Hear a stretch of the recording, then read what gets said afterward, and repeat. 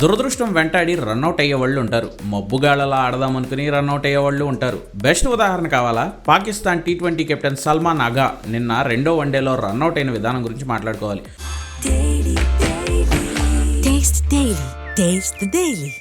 పాకిస్తాన్కు బంగ్లాదేశ్కు మధ్య జరుగుతున్న 3 వన్డేల సిరీస్లో రెండో వన్డే నిన్న ఢాకాలో జరిగింది. మొదట పాకిస్తాన్ బ్యాటింగ్ చేయగా 39వ ఓవర్ను బంగ్లా స్పిన్నర్ మెహదీ హసన్ మిరాజ్ వేశాడు. స్ట్రైకింగ్లో మహమ్మద్ రిజ్వాన్ ఉండగా నాన్ స్ట్రైకింగ్లో సల్మాన్ అగా ఉన్నాడు. రిజ్వాన్ కొట్టిన బంతి నాన్ స్ట్రైకింగ్ ఎండ్ వైపు దూసుకురాగా రన్ కోసం క్రీజ్ వదిలిన అగా బంతి కోసం ట్రై చేసిన మిరాజ్ ఇద్దరూ ఒకే టైంలో ఢీ కొట్టుకున్నారు.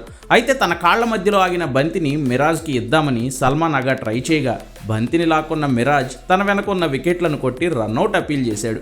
థర్డ్ ఎంపైర్ పరిశీలించి రూల్స్ ప్రకారం సల్మాన్ అగాను అవుట్గా ప్రకటించాడు. అయితే తను బంతిని బౌలర్కి ఇవ్వాలని ముందుకు వెళ్ళానని, అది ఎలా అవుట్ అవుతుందని సల్మాన్ అగా ఎంపైర్లతో వాదించి చివరకు చేసేది లేక బంగ్లా బౌలర్లను బూతులు తిట్టుకుంటూ అసహనంతో డగౌట్ వైపు వెళ్ళాడు. బౌలర్ మిరాజ్ మాత్రం బంతి డెడ్ కాలేదు కాబట్టి తను వికెట్లను గిరాటేసి అవుట్ అపీల్ చేశానని చెబుతున్నాడు.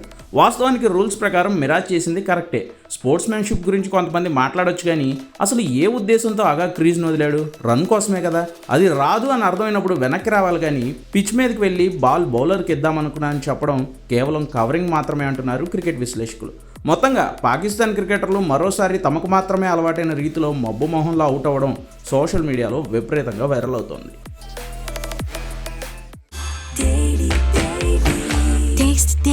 Taste the Daily.